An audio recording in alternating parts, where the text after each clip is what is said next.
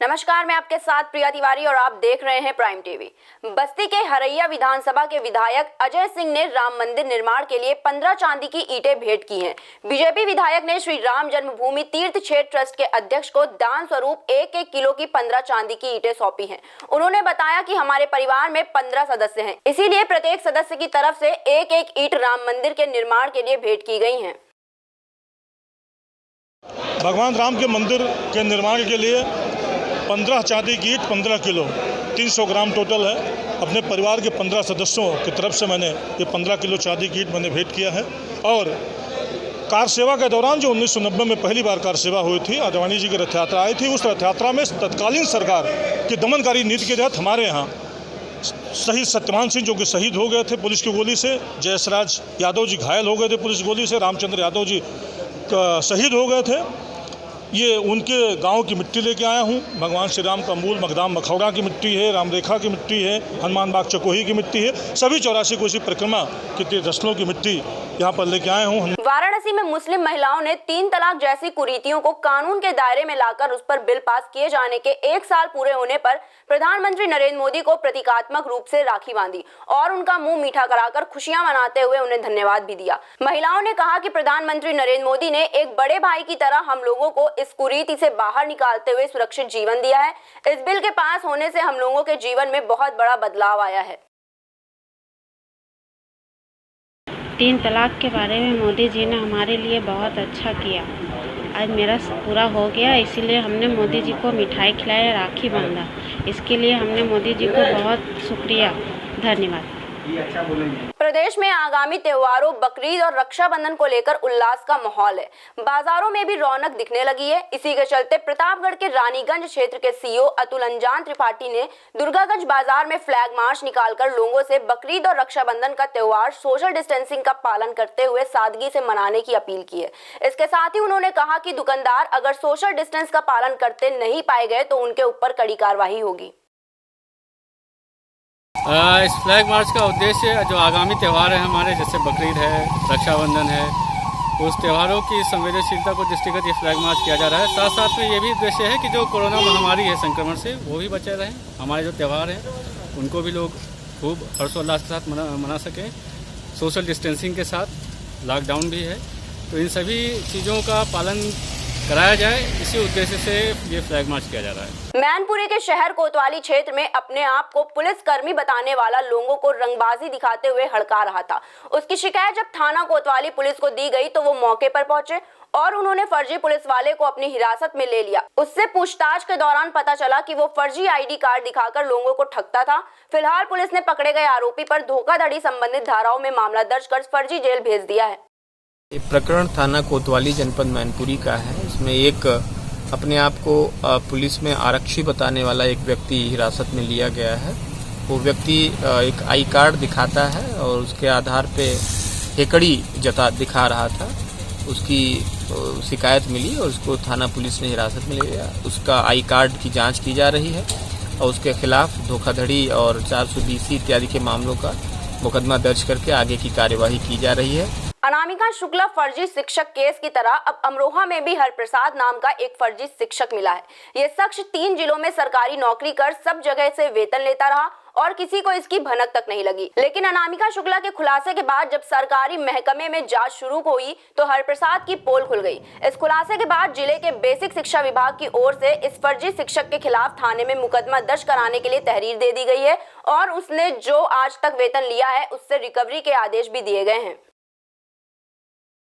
हरप्रसाद पुत्र उदल इस नाम से हमारे यहाँ विकासखंड अमरोहा के अंतर्गत प्राथमिक विद्यालय अदलपुर समधू में एक शिक्षक कार्यरत है, प्रधान अध्यापक के पद पर। इसी नाम से एक शिक्षक जो है बदायूं जनपद बदायूं में रायपुरा विद्यालय में कार्यरत है। इसी नाम से एक लेखपाल जो है वो संभल में कार्यरत है। ऐसा जांच में ये पाया गया कि इन तीनों के कागजात एक ही है और एक ही कागजात पर ये तीनों लोग नौकरी कर रहे हैं। तो जब जांच की गई तो इसमें पाया गया कि इसमें कोई ना कोई एक तो फर्जी है और 2 फर्जी हैं, एक असली होगा।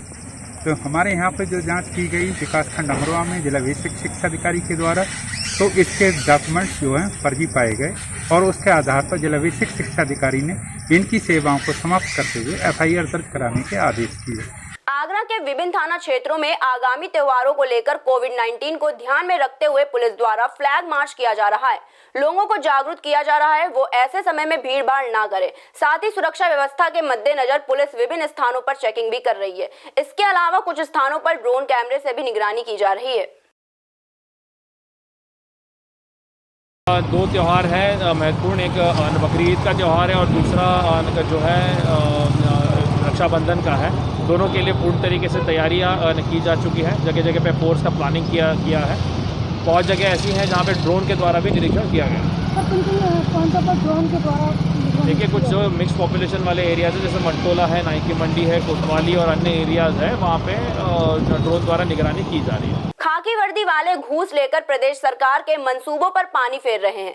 ताजा मामला प्रतापगढ़ के आसपुर देवसरा का है, जहां थाने में तैनात हेड मुरीर ने मिथिलेश मिश्रा ने इंस्पेक्टर पर गंभीर आरोप लगाए हैं।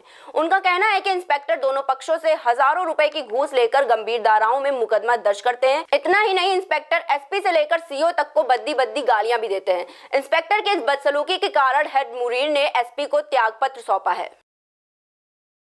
आसपुर देवसरा जनपद प्रतापगढ़ का हेड मुहर्रिर हूँ।